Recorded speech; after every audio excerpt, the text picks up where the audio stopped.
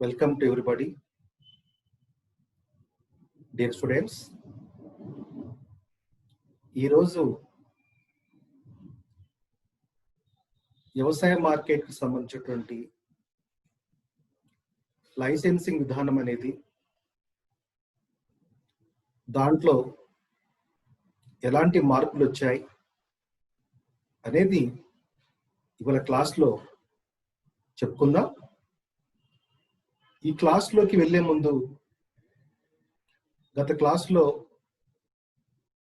మనం ఏం చెప్పుకున్నాం అనే దాని మీద ఒకసారి రిమైండ్ చేసుకున్న తర్వాత తిరిగి మనము ఈ క్లాస్లోకి వద్దాం. మనం వ్యవసాయ మార్కెట్లో ప్రభుత్వం యొక్క సపోర్టింగ్తో కోఆపరేటివ్ మార్కెట్స్, రెగ్యులేటరీ మార్కెట్స్ ఎట్లా పనిచేస్తున్నాయి, గవర్నమెంట్స్ ఎట్లా వాటి పని విధానాన్ని పర్యవేక్షణ చేస్తున్నాయి అనే విషయాలు గత కొన్ని రోజులుగా మన క్లాసులో చెప్పుకుంటున్నాం. తర్వాత 1991 తర్వాత మన దేశంలో ఎప్పుడైతే నూతన ఆర్థిక విధానాలు స్టార్ట్ అయినాయో, అవి ప్రారంభమైన తర్వాత భారతదేశంలో అన్ని రంగాల్లో కూడా ఆ ఆర్థిక విధానాలకు అనుగుణంగా మార్పులు అనేవి జరుగుతున్నాయి. ఆ క్రమంలో వ్యవసాయ రంగంలో కూడా ఈ నూతన ఆర్థిక విధానాలు ఏ అంశాలైతే ఉన్నాయో వాటిని బేస్ చేసుకొని వ్యవసాయ మార్కెటింగ్ లో కూడా ఈ మార్పులు అనేవి చోటు చేసుకుంటున్నాయి. దీనికి సంబంధించి కేంద్ర ప్రభుత్వము ఇంటర్నల్ మినిస్టర్స్ ఒక ఎక్స్పర్ట్ కమిటీని కాన్స్టిట్యూట్ చేయటం, ఆ ఎక్స్పర్ట్ కమిటీ 2002లో తన రిపోర్ట్ని గవర్నమెంట్ ఆఫ్ ఇండియాకు సబ్మిట్ చేయటం, తర్వాత ఆ ఎక్స్పర్ట్ కమిటీలో ఏ అంశాలు ఉన్నాయి, ప్రధానంగా ఏ అంశాలని అవి కొత్తగా ఈ వ్యవసాయ మార్కెటింగ్ సిస్టంలో మార్పులు వస్తున్నాయి అనేది మనం కొన్ని విషయాలు చెప్పుకున్నాం. దాంట్లో మనం ప్రత్యేకంగా చెప్పుకోవాలన్నప్పుడు 2 ప్రధానమైన అంశాలు మనం వాటిని గుర్తించాల్సిన అవసరం ఉంది.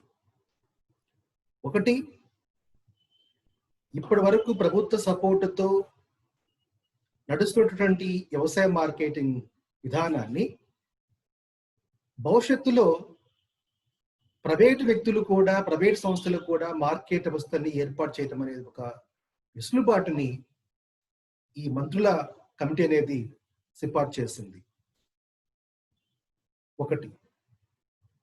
రెండో అంశం ఏంటంటే, భారతదేశ వ్యవసాయ రంగాన్ని కార్పొరేటీకరించటం, అంటే వ్యవసాయాన్ని కూడా ఇప్పటి వరకు చిన్న చిన్న కమతాలు, స్మాల్ అండ్ మార్జినల్ ఫార్మర్స్ ఎక్కువగా ఉన్నటువంటి మన దేశంలో కార్పొరేట్ వ్యవసాయాన్ని కూడా పెంచాలి అనేటటువంటి ఆ సిఫార్సు కూడా మన మినిస్టర్స్ యొక్క కమిటీ రికమెండ్ చేసింది. కాబట్టి ఆ రికమెండేషన్ లో భాగంగా వ్యవసాయ మార్కెట్ సంబంధించి ఏదైతే మనకు మోడల్ యాక్ట్ ఏపీఎంసీ ఉందో, ఆ ఏపీఎంసీని రాష్ట్ర ప్రభుత్వాలు కేంద్ర ప్రభుత్వం యొక్క గైడ్లైన్స్ ని ఆధారం చేసుకొని ఈ మోడల్ యాక్ట్ ను కూడా సవరించి మార్పులతో కొత్తగా చేయాల్సినటువంటి పరిస్థితి ఏర్పడ్డది. ఇప్పటికే చాలా రాష్ట్ర ప్రభుత్వాలు ఆ పనిని చేశాయి. తర్వాత ఈ కార్పొరేట్ వ్యవసాయానికి సంబంధించినటువంటి అనుభవాలు ఎట్లా ఉంటాయని దానికి రైతాంగానికి అనుభవాలని పరిచయం చేయడానికి గాను దేశంలో 3 రాష్ట్రాలని ఎంపిక చేశారు. మహారాష్ట్ర, తర్వాత గుజరాత్, దీంతో పాటుగా మన తెలుగు రాష్ట్రమైన ఆంధ్రప్రదేశ్ కూడా ఆ పైలట్ ప్రాజెక్ట్ లో భాగంగా ఆ ఎంపిక రాష్ట్రాల్లో ఉంది.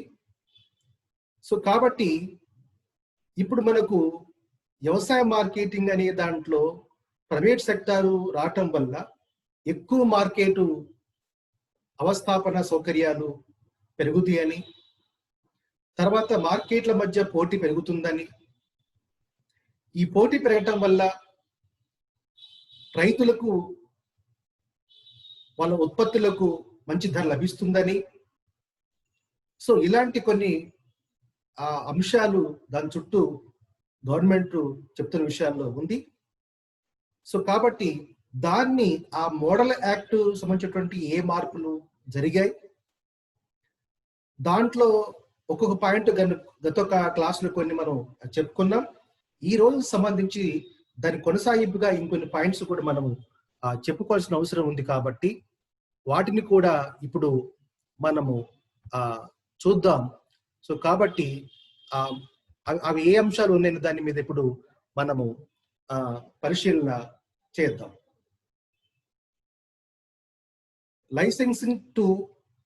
Licence to private yards multiple mandis in one area. So ఇంతకుముందు నేను ఏది చెప్పాను, ఈ మోడల్ యాక్ట్ దాంట్లో సవరణలు చేయటం ద్వారా in the model act any private person are local government officials can establish the market for agricultural produce. అంటే ఈ మోడల్ యాక్ట్ లో ఇప్పుడు మార్చినటువంటి మోడల్ యాక్ట్ లో ఏముందంటే, ఏ ప్రైవేట్ వ్యక్తి కానీ లేదా ఒక గ్రూప్ ఆఫ్ సంస్థలు కానీ సో ఈ ఒకే ఏరియాలో సో వాళ్ళు ఒకటే కాకుండా ఇంకెన్నైనా కానీ మార్కెట్ని కొత్త వ్యవసాయ ఉత్పత్తుల కోసం వాళ్ళు మార్కెట్ని స్టార్ట్ చేయొచ్చు అనే మాట దీంట్లో ఉంది. సో కాబట్టి ఇప్పటి వరకు మనకు కోఆపరేటివ్ మార్కెట్స్ ఏవైతే మనకు గ్రాస్ రూట్ లో పనిచేస్తా ఉన్నాయో, అదే స్థాయిలో మనకు రెగ్యులేటరీ మార్కెట్స్ ఎలాగైతే మనకు గవర్నమెంట్ సపోర్ట్ తో పనిచేస్తున్నాయో, ఇక ముందు అలా ఇవే కాకుండా ఈ ప్రైవేటు యజమాన్యాల భాగస్వామ్యంతో లేదు ప్రభుత్వం ప్రైవేటు భాగస్వామ్యంతో కొత్తగా మార్కెట్లు అనేవి ఎస్టాబ్లిష్ అవుతాయి. ఆ ఎస్టాబ్లిష్మెంట్ కూడా ఒక ఏరియాలో ఒకటే మార్కెట్ ఉండటం కాదు, ఒక ఏరియాలో ఎన్నైనా మార్కెట్స్ ని ఎస్టాబ్లిష్ చేసుకునేటువంటి అవకాశం మనకు ఈ కొత్త మోడల్ యాక్ట్ లో సవరణలు మనకు ప్రతిపాదనలు చేస్తా ఉంది. In such a case farmer would no longer to be important in the establishment and management of the mandis. So ఇప్పుడు ఏవైతే ఇప్పుడు కొత్తగా మార్కెట్స్ అనేవి ప్రైవేట్ సెక్టార్లో లేదా ప్రభుత్వం లేదా ప్రైవేటు యజమాన్యం కింద స్టార్ట్ అవుతాయో, ఈ మార్కెట్ యజమాన్య సంబంధించినటువంటి విషయాల్లో కానీ వాటి నిర్వహణ సంబంధించిన విషయాల్లో కానీ ఫార్మర్స్ కి దీంట్లో ఎలాంటి పాత్ర అనేది ఉండదు. ఇంతకుముందు మనం చూసాం రెగ్యులేటరీ కమిటీస్ లో కానీ కోఆపరేటివ్ కమిటీస్ లో కానీ దాంట్లో లోకల్ బాడీలో ఎవరైతే ఎన్నికవుతున్నటువంటి ఆ ప్రతినిధులు, రైతులు, తర్వాత గవర్నమెంట్ నామినీస్ వాళ్ళందరితో కలిపి ఒక కమిటీ అనేది ఏర్పాటు అవుతుంది ఒక సర్టెన్ టైంకు. ఆ కమిటీ అనేది మొత్తం మార్కెట్ వ్యవహారాలని పర్యవేక్షణ చేయటం అనేది గత సిస్టంలో ఉండే. కానీ ఇప్పుడు కొత్తగా ఏవైతే మన ప్రైవేట్ రంగంలో కొత్తగా మార్కెట్స్ వస్తున్నాయో, ఆ మార్కెట్ నిర్వహణకు సంబంధించి ఇక ముందు రైతాంగానికి ఎలాంటి దాంట్లో వాళ్ళకు భాగస్వామ్యం ఉండదు అనేది క్లియర్ కట్టుగా ఈ చట్టం మనకు తెలియజేస్తా ఉంది. రైతుకు సంబంధం లేదు. సో కాబట్టి ఇది మనకు ఈ కొత్త మోడల్ యాక్ట్ లో వస్తున్నటువంటి మార్పు సంబంధించినటువంటి దీన్ని మనము పరిగణలో తీసుకోవాలి. The mandis, the result would be establishment of mini mandis. So mandis అంటే ఇందాక చెప్పుకున్నాం మనం, ఒక ప్రాంతంలో ఒకటే మార్కెట్ ఉంటాం కాదు, మండీస్ ఉంటాం కాదు, ఎన్నైనా మార్కెట్స్ ఉండొచ్చు అనేది కూడా మనం చెప్పాము.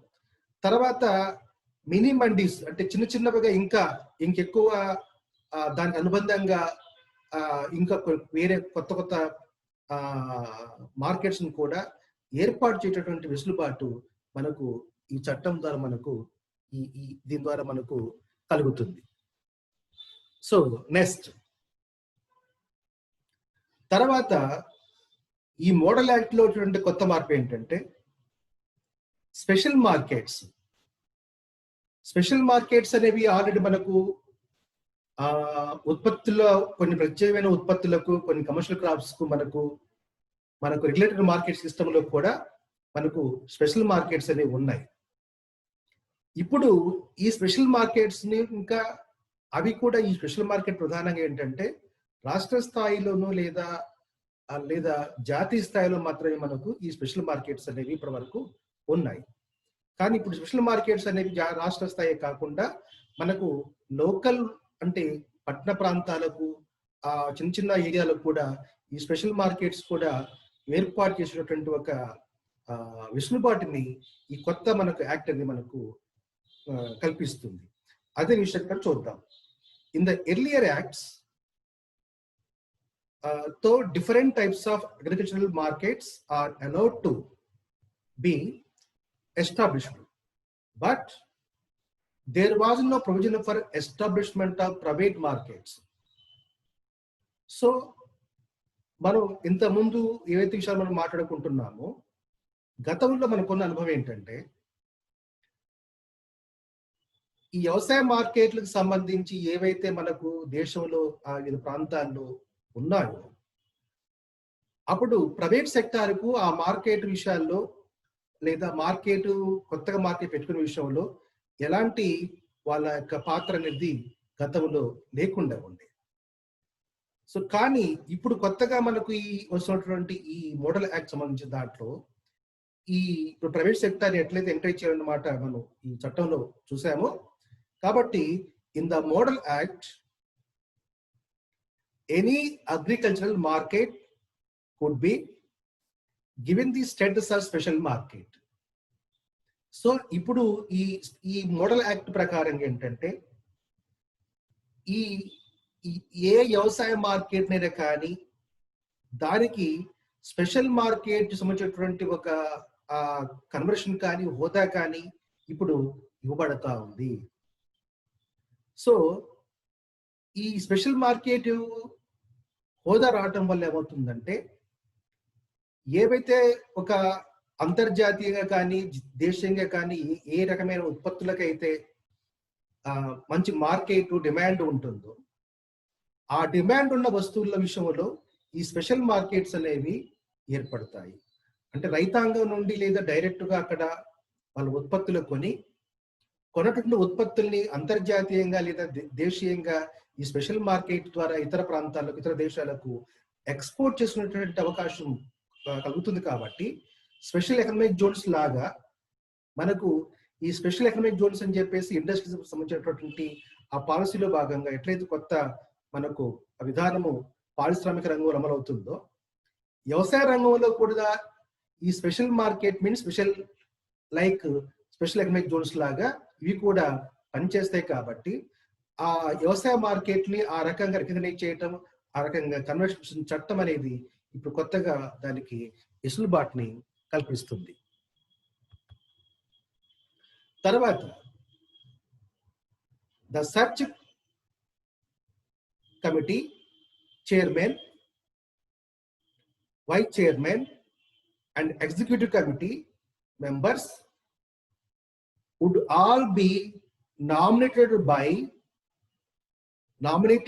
and members of this committee would be chief executive.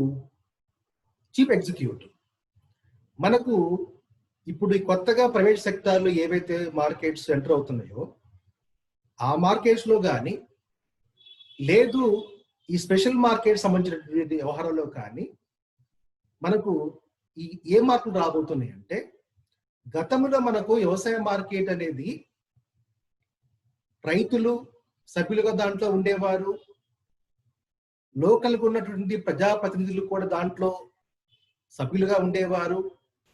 తర్వాత వ్యవసాయ మార్కెటింగ్ సంబంధించినటువంటి అధికారులు దాంట్లో సభ్యులుగా ఉండేవారు.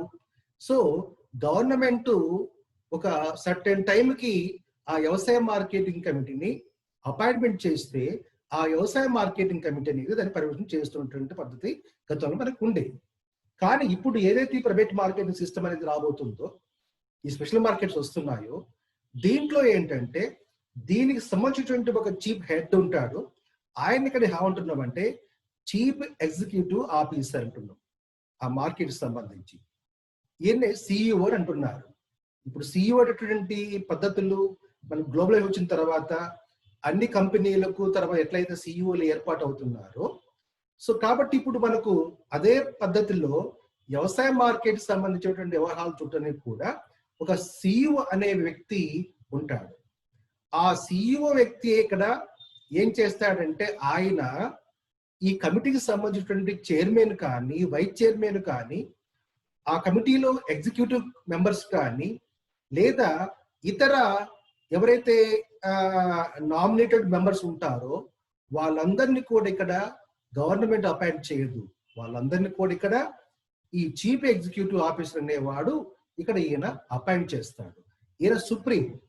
ఇంతకుముందు గవర్నమెంట్ అపాయింట్ చేసేటుంటే ఆ గవర్నమెంట్ కాకుండా ఇప్పుడు ఈ కొత్త ఈ మోడల్ యాక్ట్ ప్రకారంగా ఇప్పుడు చీఫ్ ఎగ్జిక్యూటివ్ ఆఫీసర్ అనేవాడు ఈ చైర్మన్ ని వైస్ చైర్మన్ ని తర్వాత ఇతర మెంబర్లను ఎగ్జిక్యూటివ్ మెంబర్స్ ను తర్వాత వాళ్ళందరినీ కూడా ఈయన అపాయింట్ చేస్తాడు.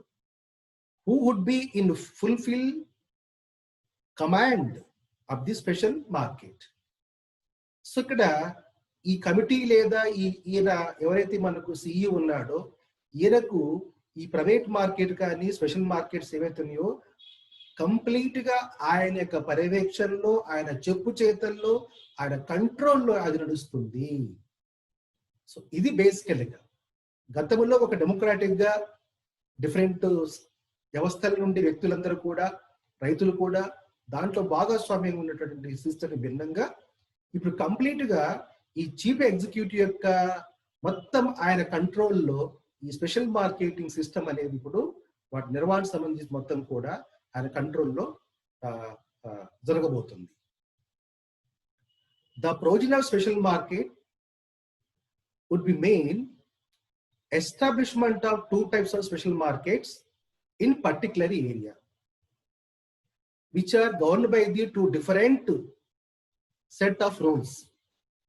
So ఇక్కడ ఏదైతే మనకు ఈ స్పెషల్ మార్కెట్స్ వ్యవస్థ అనేది మనకు ఏర్పడుతుందో ఈ స్పెషల్ మార్కెట్ వ్యవస్థలో కూడా రెండు రకాల మార్కెటింగ్ వ్యవస్థలు అనేవి మనకు ఏర్పాటు కాబోతా ఉంది. అయితే ఈ రెండు మార్కెట్ సంబంధించిన రూల్స్ కూడా సపరేట్ గా ఉంటాయి, టూ డిఫరెంట్ గా ఉంటాయి. రెండు మార్కెట్ ఒకే రకమైన రూల్ ఉండే అవకాశం లేదు. సో కాబట్టి ఈ స్పెషల్ మార్కెట్ సంబంధించి ఒకే ప్రాంతంలో ఉన్నప్పటికీ కూడా డిఫరెంట్ మార్కెట్లుగా ఉన్నప్పుడు, రెండు రకాల మార్కెట్లుగా ఉన్నప్పుడు ఆ రెండు రకాల మార్కెట్ యొక్క రూల్స్ కూడా వాటి యొక్క ఫార్మాలిటీస్ కూడా రెండు కూడా వేరువేరుగా ఉంటాయి. ఇంతకుముందు మనకు అలా ఉండేది కాదు. ఇంతకుముందు కూడా మొత్తం మార్కెట్ సిస్టమ్ మొత్తం కూడా ఒకే రకమైనటువంటి ఒక గైడ్లైన్స్ ప్రకారంగా నడిచేది. ఇప్పుడు దానికి భిన్నంగా ఈ స్పెషల్ మార్కెటింగ్ విధానంలో కొత్త పద్ధతి అనేది మనం ఇక్కడ రాబోతుంది. So then contract farming. So ఇంత ముందు ఆల్రెడీ దీని మీద మనం కొంత మాట్లాడుకున్నాం. మనకు మినిస్టర్స్ కమిటీ ఏదైతే ఆ రికమెండేషన్స్ లో చెప్పిందో కాంట్రాక్ట్ ఫార్మింగ్ అనేది మనకు ఈ 1991 ఇండస్ట్రియల్ పాలసీ తర్వాత భారతదేశంలో ఈ కొత్త ఒక నమూనా ఒకటి మనకు వ్యవసాయ రంగంలో అది ఇంట్రొడ్యూస్ చేయబడుతుంది. సో ఏ రకంగా అంటే there is as yet no national policy on contract farming in India. The laws pertaining to the same. So ఇక్కడ ఈ కాంట్రాక్ట్ ఫార్మింగ్ సంబంధించినటువంటి ఒక సింగిల్ పాలసీ అంటూ దేశవ్యాప్తంగా ఏమీ ఉండదు. అంటే ఇదే కాంట్రాక్టింగ్ ఫార్మ్ అని చెప్పడానికి. ఆ కాంట్రాక్టింగ్ ఫార్మ్ అనేది రాష్ట్రాలను బట్టి, ప్రాంతాలను బట్టి, అక్కడ ఉన్నటువంటి పరిస్థితులను బట్టి, సో కాబట్టి కాంట్రాక్ట్ ఫార్మింగ్ అనేది ఒక డిఫరెంట్ వేస్ లో దేశవ్యాప్తంగా ఉండే అవకాశం ఉండబోతుంది అనేది ఇక్కడ మనము దాని యొక్క అంశాలని చూడబోతున్నాం. దానికి ఉన్నటువంటి లీగల్ అంశాలు కానీ, దాని ఒప్పంద అంశాలు కానీ, అవి మొత్తం కూడా ఒకే రకంగా ఉండే అవకాశం అనేది లేదు. The model act seeks to introduce contract farming by way of changing land leasing laws to facilitate renting of the operational land by private companies. So అంటే ఈ కాంట్రాక్ట్ ఫార్మింగ్ సంబంధించి ఈ కాంట్రాక్టింగ్ ఫార్మింగ్ లో ఎట్లా ఉంటుంది దీని మెథడ్ అన్నప్పుడు, ఒక ప్రైవేట్ కంపెనీ లేదా వ్యక్తులు ఏదైనా కావచ్చు, వారు రైతుల నుంచి ఆ భూములు ఎట్లా ప్రొక్యూర్ చేస్తారు, ఏ రకంగా ప్రొక్యూర్ చేస్తారు, కలెక్ట్ చేస్తారు అంటానికి ఒకే పద్ధతి కూడా ఏం లేదు. రకరకాల పద్ధతుల్ని ఫాలో అయ్యే అవకాశం ఉంటుంది. ఒకటి, రైతుల దగ్గర నుండి ఆన్ రెంట్ బేసిస్ మీద ల్యాండ్ ని లీజ్ తీసుకోవటము ఒక పద్ధతి. లేదు, రైతుల్ని కూడా ఈ కాంట్రాక్ట్ ఫార్మింగ్ లో వాటాదారులుగా కూడా చేసేటటువంటి పద్ధతి కూడా ఉండొచ్చునేమో. దీనికి సిస్టమేటిక్, ఇంకా దీనికి కరెక్ట్ గైడ్ లైన్స్ ఏంటి, అనుభవాలు ఏంటి అని మనం ఇంకా చూడాల్సిన అవసరం ఉంటుంది. అలా కూడా జరగవచ్చు. లేదు, ఒక ప్రాంతంలో మొత్తం భూములు మొత్తం కూడా కంపెనీ కొనేసి ఆ మొత్తం భూముల మీద అది చేస్తుందా అనేది కూడా, అలాంటి విషయాలు కూడా ఏమైనా ఉంటాయా అనే దాన్ని కూడా మనము చూడాల్సిన అవసరం ఉంటుంది. బేసికల్ గా అయితే ఆల్రెడీ మనకు ఒక మన మన మన వ్యవసాయ రంగంలో ఒక రెంట్ సిస్టమ్ ఎలా, ఒక లీజింగ్ సిస్టమ్ ఎలా ఉందో, అంటే రైతుల నుంచి ఒక కౌలుదారుడు ఒక లీజ్ తీసుకొని సర్టన్ టైంకు ఆ పీరియడ్ సంబంధించి సర్టన్ అమౌంట్ ని కట్టే విధంగా ఆ సిస్టమ్ ఇప్పుడు దాకా చూసాం. కానీ కాంట్రాక్టింగ్ ఫార్మింగ్ లో ఏంటంటే, ఎవరైతే రైతులు ఉంటే ఒక్కడు కాదు, మొత్తం రైతుల భూమి మొత్తం కూడా ఒక సంస్థ లేదా ఒక వ్యక్తి, ఒక ప్రైవేట్ వ్యాపారస్తుడు మొత్తం కూడా ల్యాండ్ మొత్తం కూడా ఆయన లీజు తీసుకుంటాడు. తీసుకొని ఆ లీజు ఎంతైతే మాట్లాడుకుంటారో ఆ ఒప్పందం ప్రకారంగా రైతాంగానికి లేదు ఆ రెంట్ ఇవ్వడం అనేది జరిగింది. సో కాబట్టి ఇక్కడ contract farming by way of changing land leasing laws to facilitate renting of the operational land by the private companies. So ఇది ఇప్పుడు చెప్పినటువంటి విషయం దీంట్లో ఉంది. దెన్ తర్వాత, సో దీంతో రైతులు ఈ కాంట్రాక్ట్ ఫార్మింగ్ కి వాళ్ళు అట్రాక్ట్ అయ్యేటటువంటి అవకాశం ఉందనే మాట ఇక్కడ మనం చెప్పుకోబోతున్నాం. ఎందుకు రైతులు ఈ కాంట్రాక్టింగ్ ఫార్మింగ్ కి వాళ్ళు అట్రాక్ట్ అవుతారు, రీజన్స్ ఏంటి అనేది మనం ఇక్కడ ప్రధానంగా ఒక 3 పాయింట్స్ మనకు ఇక్కడ ఉన్నాయి. దానికి సంబంధించిన పాయింట్స్ మనం చూద్దాం. ఫస్ట్ పాయింట్ ఏంటంటే, access to additional source of capital. Contracting farming లో సిస్టమ్ లో ఇన్వాల్వ్ కావటం వల్ల, సో రైతులకు లేదా కాంట్రాక్ట్ ఫార్మింగ్ లో ఎవరైతే ఇన్వాల్వ్ అయినటువంటి వ్యక్తులకు అదనపు పెట్టుబడి అనేది సమకూరే అవకాశం ఉంటుంది. ఇందాక మేము చెప్పుకున్నాం మనం, ఏది ఈ కాంట్రాక్టింగ్ ఫార్మింగ్ అనేది ఒక క్యాపిటలిస్ట్ కావచ్చు, ఒక ఇన్స్టిట్యూషన్ కావచ్చు, ఒక ఇండస్ట్రీ కావచ్చు, ఏదైనా కావచ్చు. పెద్ద వ్యక్తులు వ్యవసాయ రంగంలోకి ఇన్వాల్వ్ అయిన తర్వాత వారికి ఫైనాన్షియల్ గా చాలా సపోర్టింగ్ దొరుకుతుంది, వారికి వాళ్ళ ఓన్ క్యాపిటల్ కూడా ఉంటుంది. కాబట్టి అందువల్ల ఏమవుతుందంటే, వ్యవసాయానికి ఏవైతే అవసరాలు ఉంటాయో, పెట్టుబడి అవసరం ఉంటుందో, ఆ పెట్టుబడి అవకాశాలు అనేవి పెరుగుతాయి. ఇప్పటి వరకు మన దేశంలో దాదాపుగా 86% మొత్తం కూడా మనకు చిన్న సన్నకారు రైతులే వ్యవసాయం చేస్తున్నటువంటి క్రమంలో ఈ కాంట్రాక్టింగ్ ఫార్మింగ్ రావడం వాళ్లకు సహజంగానే బయట మార్కెట్లో కానీ, బ్యాంకుల దగ్గర కానీ, వ్యక్తుల దగ్గర కానీ ఈజీగా లోన్ అనేది లభ్యమయ్యేట అవకాశం అనేది ఉండేది కాదు. ఇప్పుడు ఈ కాంట్రాక్ట్ ఫార్మింగ్ వల్ల ఏమవుతుందంటే, పెద్ద సంస్థలు, పెద్ద వ్యాపారస్తులు ఈ ఫార్మింగ్ లో ఇన్వాల్వ్ కావటం వల్ల వాళ్ళ ఓన్ ఇన్వెస్ట్మెంట్ ఉంటుంది. At the same time bank సంస్థలు కూడా వాళ్ళకు లోన్స్ ఈజీగా ఇవ్వడానికి అవకాశం కలుగుతుంది. కాబట్టి ఇందువల్ల ఏమవుతుందంటే, పెట్టుబడి అనేది అదనంగా ఎక్కువగా లభించేటటువంటి అవకాశాలు ఈ కాంట్రాక్టింగ్ ఫార్మింగ్ పద్ధతిలో అందుబాటులోకి వస్తుంది. కాబట్టి రైతులు ఈ పద్ధతికి వాళ్ళు ఇంట్రెస్ట్ చూపిస్తారనేది ఒక కారణం ఇక్కడ మనము చెప్పుకుంటున్నాం. ఇది ఒక అంశం. దెన్ సెకండ్ రీజన్ ఏంటంటే, ఏ మోర్ సర్టైన్ ప్రైస్. అంటే రైతులు ఇక్కడ కాంట్రాక్టింగ్ ఫార్మింగ్ లో ఎవరైతే వ్యవసాయం ద్వారా అయినటువంటి ఉత్పత్తులకు ఒక సరైనటువంటి ధర, మార్కెట్ లో ఒక మంచి ధర అనేది లభించే అవకాశం ఉంటుంది.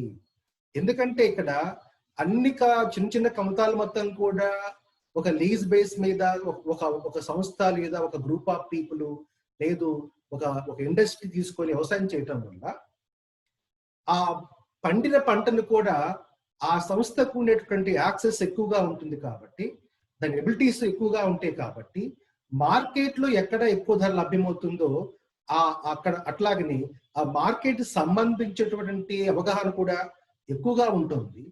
లేదు ఉత్పత్తుల్ని ధర లేకపోయినట్లయితే ఆ ఉత్పత్తుల్ని స్టోర్ చేసుకునే సామర్థ్యం కూడా ఆ వ్యవస్థకు, ఆ వ్యక్తికి ఉంటుంది. కాబట్టి సో మంచి ధరను, మంచి గిట్టుబాటు ధరను ఆ వ్యవసాయ ఉత్పత్తులకు పొందే అవకాశం ఉంటుంది. సో కాబట్టి ఇక్కడ ఇంతకుముందు చిన్న చిన్న రైతులకు కూడా ఏంటంటే, వాళ్ళు అప్పుల బారి పడిపోవటం వల్ల పంట రాగానే అమ్ముకోవాల్సిన పరిస్థితికి వాళ్ళు ఉండేది. అందువల్ల ధర సరిగా ఉన్నా లేకపోయినా కూడా వెంటనే అప్పులు తీర్చాలి. కాబట్టి ఆ ఉన్న ధరకి అమ్మేసుకొని రైతులు ఆ రకంగా తక్కువ ఆదాయాలు పొంది నష్టపోయేటటువంటి అవకాశము ఉండేది. కానీ ఇప్పుడు ఈ కాంట్రాక్ట్ ఫార్మింగ్ అని పెద్ద ఎత్తున రావటం వల్ల అదొక వ్యవస్థ. కాబట్టి సో అది తన ఉత్పత్తులకు కానీ, బార్గెన్ చేయడానికి కానీ, లేదా స్టోర్ చేసుకోవడానికి కానీ, లేదు మార్కెట్ సంబంధించి ఎక్కడైతే మంచి మార్కెట్, ఎక్కడైతే మంచిగా ధర లభ్యమవుతుందో అక్కడికి తన ఉత్పత్తుల్ని ఎక్స్పోర్ట్ చేసుకునేటువంటి సామర్థ్యం కానీ ఉంటుంది. కాబట్టి అందువల్ల ఏమవుతుందంటే, సో ఒక మంచి ధర అనేది లభ్యమవుతుంది.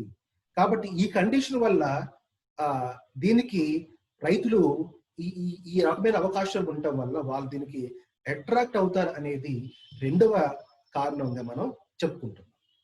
దెన్ మూడవ విషయం చూద్దాం. Access to new technology and inputs. So contract farming రావటం వల్ల ఏమవుతుందంటే, వ్యవసాయ రంగంలో పెద్ద ఎత్తున మెకనైజేషన్స్ కు స్కోప్ వస్తుంది. ఇప్పటి వరకు మన దేశంలో ప్రధానంగా వ్యవసాయంలో గతంలో మనకు నాగళ్ళు, పశువులతో ఉన్న వ్యవసాయము ఇటీవల కాలంలో కొంత మార్పు జరిగింది. ఇటీవల కాలంలో ట్రాక్టర్లు, తర్వాత ఇతర యంత్రాల వాడకం అనేది మనకు వ్యవసాయ రంగంలో పెరిగింది. అక్కడికే కాదు, లేబర్ సంబంధించి నాట్లు కానీ, ఇతర పంట నూర్పిడి కానీ, లేదు ఇతర వాటికి పెద్ద ఎత్తున లేబర్ని ఇప్పటిదాకా వ్యవసాయ రంగంలో ఇప్పుడు వాడటం అనేది మనం చూస్తాము. కానీ ఇక ముందు కాంట్రాక్టింగ్ ఫార్మింగ్ సిస్టమ్ పెద్ద ఎత్తున డెవలప్ కావటం వల్ల పంట యొక్క నాటు దగ్గర నుంచి మొదలు పెడితే ఆ పంట క్రాపింగ్ ఏదైతే ఉంటుందో కోసే విషయాలు కానీ, పంట నూర్పడం కానీ, దీనికి పెద్ద ఎత్తున మెకనైజేషన్ అనే టెక్నాలజీ పెద్ద ఎత్తున ఇప్పుడు కాంట్రాక్టింగ్ ఫార్మింగ్ ద్వారా వాడేటటువంటి అవకాశం అనేది వస్తుంది. ఎందుకంటే పెద్ద పెద్ద కమతాలుగా కాంట్రాక్ట్ ఫార్మింగ్ ద్వారా ఏర్పడతాయి. సో కాబట్టి మొత్తం కల్టివేషన్ చేయడానికి యంత్రాలే కాకుండా నాటుకు, తర్వాత కలుపు తీయటానికి, లేదా పంట కోయటానికి, తర్వాత పంట నూర్పిడి చేయడానికి అన్నిటికీ పెద్ద ఎత్తున ఆధునిక టెక్నాలజీని లేదా యంత్రాలను విపరీతంగా వాడేటువంటి అవకాశం అనేది ఈ కాంట్రాక్టింగ్ ఫార్మింగ్ వల్ల మనకు కలగబోతుంది. ఇప్పటి వరకు చిన్న రైతులకు వాళ్ళకు సరైనటువంటి పెట్టుబడి అందుబాటులో ఉండదు, వారికి అమ్మతాలు చిన్నగా ఉంటాయి. అందువల్ల వారు ఈ మెకనైజేషన్ అనేటటువంటి పెద్ద మొత్తంలో వాడే అవకాశం అనేది వాళ్ళకు రావటం లేదు. కానీ ఇప్పుడు ఈ సిస్టమ్ వల్ల, కొత్త సిస్టమ్ వల్ల కాంట్రాక్టింగ్ ఫార్మింగ్ లో పెద్ద ఎత్తున ఈ టెక్నాలజీ, కొత్త ఇన్పుట్స్, వ్యవసాయ ఇన్పుట్స్ అనేవి పెద్ద ఎత్తున ఇప్పుడు వాడేటటువంటి అవకాశం అనేది ఇప్పుడు ఈ పద్ధతిలో ఉంది. కాబట్టి ఈ కారణం వల్ల కూడా రైతాంగము కాంట్రాక్టివ్ ఫార్మింగ్ కి అట్రాక్ట్ అవుతారు అనేటటువంటి ఒక అంశంగా మనం ఇక్కడ దీనికి చూస్తున్నాం. ఇది మూడో అంశం. దెన్ తర్వాత గవర్నమెంట్ యొక్క ఆర్గ్యుమెంట్ ఏంటి దీనికి సంబంధించి అనేది మనం ఇక్కడ చూద్దాం. గవర్నమెంట్ ఏ కాంటెక్స్ట్ లో ఈ పద్ధతిని పట్టుకొస్తుంది, దానికి కూడా నేపథ్యం ఏమిటి అనే విషయాలను కూడా ఇప్పుడు ఈ కాంట్రాక్టింగ్ ఫార్మర్స్ సంబంధించినటువంటి నేపథ్యాన్ని ఇక్కడ గవర్నమెంట్ ఆర్గ్యుమెంట్ మనం ఇక్కడ చూద్దాం. Argument of the government is that in Wake of new economic liberalisation,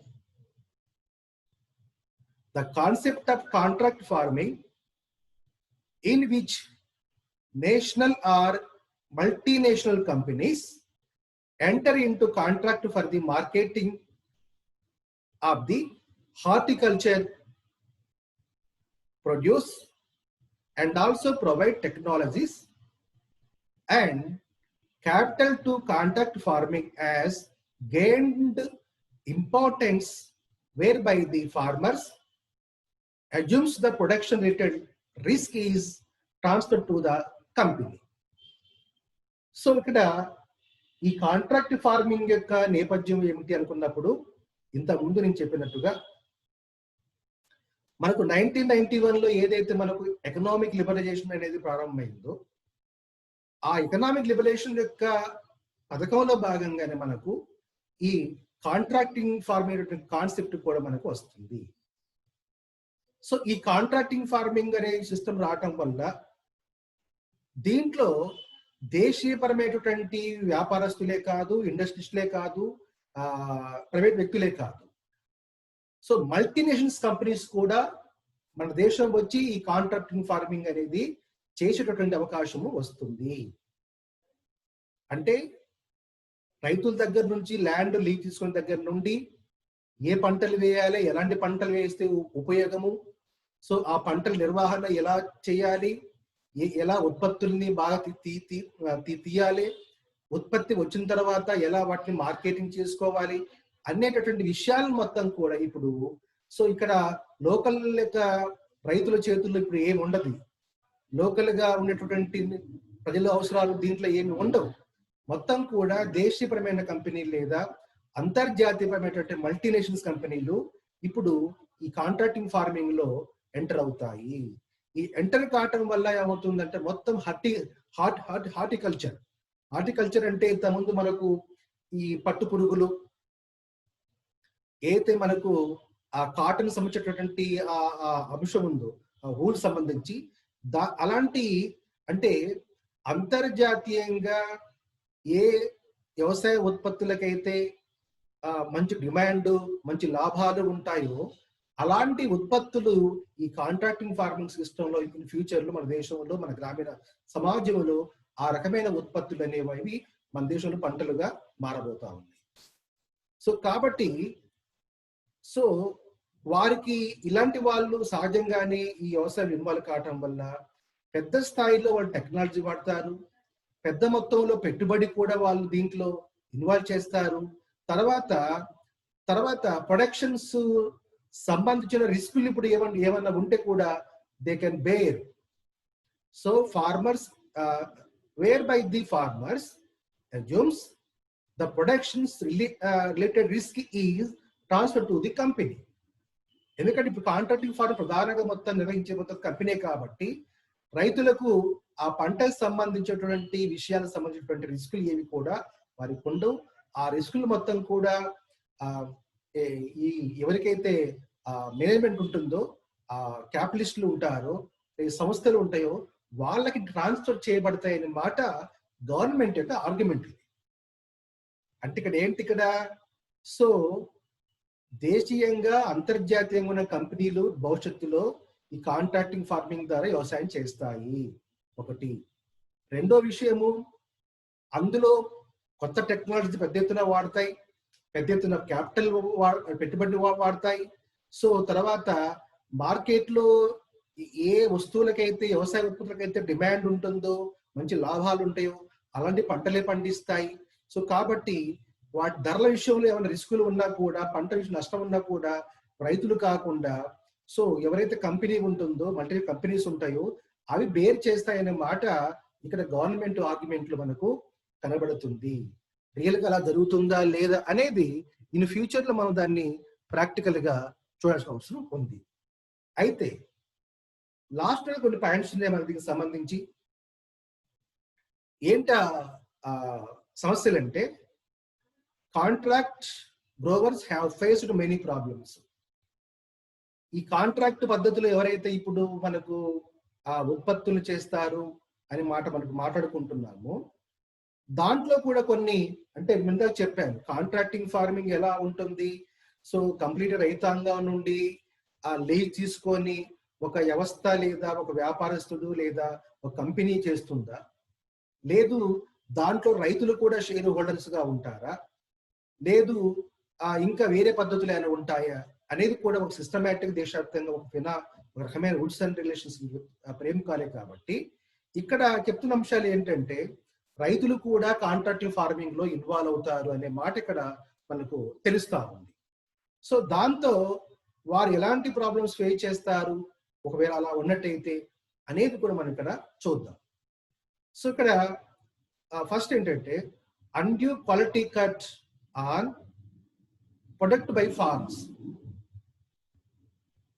so ఇక్కడ వ్యవసాయ ఉత్పత్తులకు సంబంధించి క్వాలిటీ విషయంలో ఏమవుతుందంటే, క్వాలిటీ విషయంలో సరైన నాణ్యత లేదని చెప్పేసి కొంత తరుగుని తీసేటటువంటి అవకాశాలు ఉంటాయి అనేది ఇక్కడ దీంట్లో చెప్పుకుంటున్నాం. అంటే రకరకాల కారణాలు చూస్తే పంటల్లో క్వాలిటీ అనే అంశాలు డిసైడింగ్ అవుతా ఉంటాయి.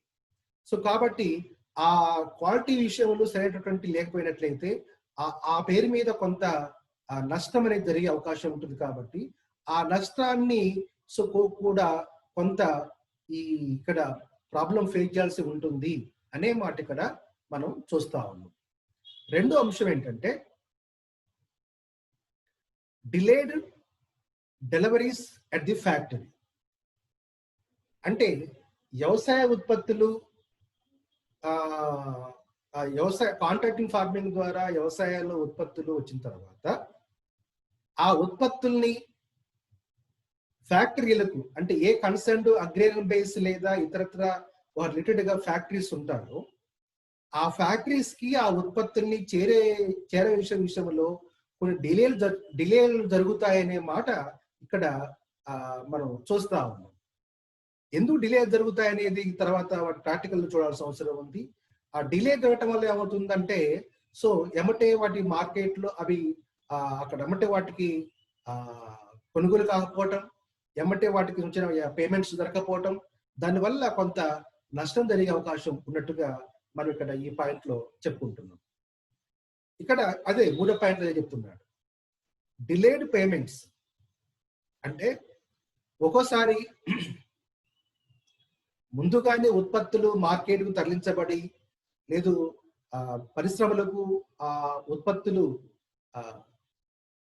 ట్రాన్స్పోర్ట్ చేయబడ్డప్పటికీ, వాళ్ళు కొనుగోలు చేసినప్పటికీ పేమెంట్స్ మాత్రం వెంటనే చేయకపోవచ్చు.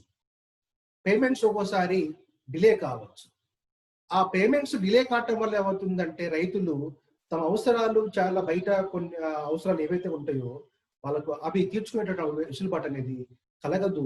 అందువల్ల వాళ్ళు నష్టపోయేటటువంటి అవకాశం అనేది కూడా కలుగుతుందనే మాట ఇక్కడ మనం చూస్తా ఉన్నాం. తర్వాత లో ప్రైస్ అనేది, ప్రైస్ కూడా తక్కువగా వాళ్ళు ఇవ్వచ్చు. ఎందుకంటే మార్కెట్లో ఇంత ముందు మనం ఏమనుకున్నామంటే, ఇంత ముందు గవర్నమెంట్ సపోర్ట్ తో మార్కెట్లు అనేవి రన్ చేయబడ్డవి. ఇప్పుడు కొత్త మార్కెట్లు వస్తున్నాయి, స్పెషల్ మార్కెట్స్ అనేవి వస్తున్నాయి. సో ఈ మార్కెట్లు మొత్తం కూడా ఇంతకుముందు రైతులు కూడా దాంట్లో మెంబర్లుగా ఉండేవారు, గవర్నమెంట్ నామినీస్ ఉండేవారు, లోకల్లో ఎలక్షన్ అయినటువంటి సభ్యులు కూడా ఆ మార్కెట్లో ఉండేవారు. ఇప్పుడు మార్కెట్లో, కొత్త మార్కెట్లో ఏంటంటే కంప్లీట్ గా ఎవరైతే సిఇఓ ఉంటాడో, చీఫ్ ఎగ్జిక్యూటివ్ ఆఫీసర్ ఉంటాడో, మొత్తం ఆయన కమాండ్ లో ఉంటుంది కాబట్టి ఆయన మార్కెట్ ధరని డిక్టేట్ చేసే అవకాశం ఉంటుంది, లేదా కమాండ్ చేసే అవకాశం ఉంటుంది. అలాంటప్పుడు ఏమవుతుందంటే, సో ప్రైస్ అనేది ఆ ఉత్పత్తులకు సరైన ప్రైస్ రాకపోవడం అనేది జరిగే అవకాశం ఉండొచ్చు. అందువల్ల తక్కువ ధరలకే ఈ ఈ ఈ ధరలకే ఉత్పత్తులు అమ్ముకోవాల్సిన పరిస్థితి ఏర్పడవచ్చు. అందువల్ల దీనివల్ల లో ప్రైస్ ఉండటం అనేది నష్టం అనే మాట ఇక్కడ మనం చూస్తా ఉన్నాం. సో సంబంధించి విషయం ఏంటంటే, pest attack on the crop with no compensation. అంటే మనకు వ్యవసాయ ఉత్పత్తులకు సంబంధించినటువంటి సమస్యల్లో 2 ప్రధానమైన సమస్యలు ఎప్పుడు కూడా ఈ ఉత్పత్తులు రైతులు ఫేస్ చేస్తా ఉంటారు. ఒకటి, వ్యవసాయ ఉత్పత్తుల్ని ఒక దగ్గర నిల్వ చేసినప్పుడు లేదా గోదాములలో దాచినప్పుడు క్రిములు, కీటకాలు లేదా ఇతర రకమైన జంతువులు పెద్ద మొత్తంలో వ్యవసాయ ఉత్పత్తుల్ని వేస్ట్ చేయటం లేదా తినివేయటము, వాటిని ఖరాబ్ చేయడం అనేటటువంటిది జరుగుతా ఉంది. సో కాబట్టి ఆ రకమైనటువంటి కండిషన్స్ వల్ల ఏమవుతుందంటే, ఆ రకం మొత్తం పంట ఎక్కువ మొత్తం కూడా ఇలాంటి పద్ధతుల వల్ల లాస్ అయ్యేటటువంటి అవకాశం కూడా ఉంటుంది. ఆ లాస్ అయిన పంటకు ఇప్పుడు ఏమవుతుందంటే ఎలాంటి కాంపెన్సేషన్ అనేది ఇవ్వదు. ఎందుకు ఇవ్వరు? ఎవరివ్వరు? మార్కెట్ మొత్తం కూడా ప్రైవేట్ వాళ్ళ చేతుల్లో రన్ అవుతున్నాయి కాబట్టి, గవర్నమెంట్ చేతుల్లో ఉన్నప్పుడు, గవర్నమెంట్ గైడెన్స్ లో భాగంగా ఉన్నప్పుడు, అండర్ గవర్నమెంట్ లో ఉన్నప్పుడు ఏంటంటే, గవర్నమెంట్ కొంత సపోర్టింగ్ లేదా రకరకాల తరుగులకు కూడా కొంత రైతాంగం యొక్క మేలుకు, వాళ్ళ యొక్క ఫైనాన్స్ సస్టైన్ చేయడానికి గవర్నమెంట్ కొంత సపోర్ట్ చేస్తూ ఉంది. కానీ ఇప్పుడు ఏమవుతుందంటే, ఈ పెస్ట్ అటాక్స్ వల్ల ఏమవుతుందంటే, ఆ తరిగిపోయిన పంటకు ఎలాంటి కాంపెన్సేషన్ అనేది చెల్లించబడదు.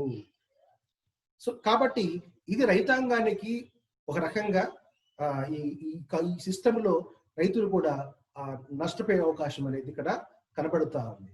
సో కాబట్టి ఇంతకుముందు పాజిటివ్ అంశాలు చెప్పుకున్నాం.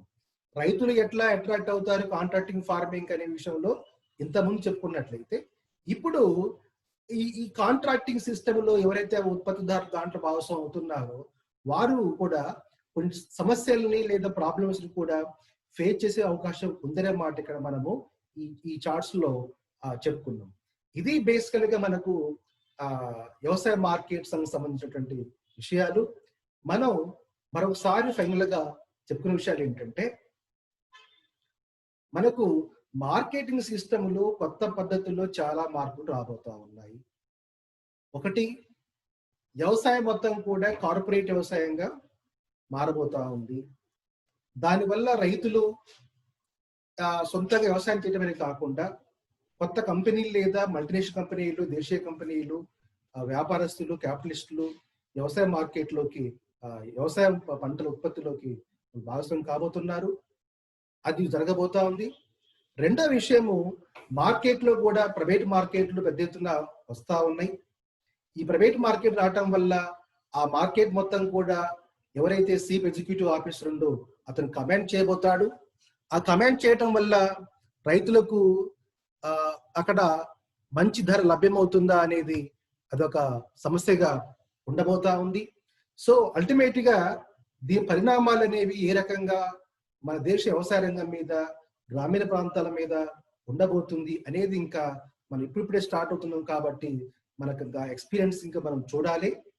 సో ఎనీహౌ మొత్తంగా మన వ్యవసాయ రంగం కూడా అంతర్జాతీయ మార్కెట్కు అనుగుణంగా లేదు, క్యాపిటలిజము ఏదైతే క్యాపిటలిస్ట్ ఎకానమీ అనుకుంటున్నామో, మల్టీనేషనల్ కంపెనీస్ అనుకుంటున్నామో, ఆ కంపెనీ యొక్క లాభాలు లేదా ఆ కంపెనీల అవసరాలు, ప్రయోజన అనుగుణంగా మన వ్యవసాయ రంగం కూడా దానికి అనుగుణంగా మారబోతా ఉంది. సో కాబట్టి ఇది బేసికల్ గా ఇలాంటి మార్పులు వ్యవసాయ రంగంలో మనం చూడబోతా ఉన్నాం. ఇది దీనికి సంబంధించి వ్యవసాయ మార్కెట్ సంబంధించినటువంటి విషయాలు. దీంతో మనకు వ్యవసాయ మార్కెట్ అనేటటువంటి లెసన్ మనకు అయిపోయింది. సో మనం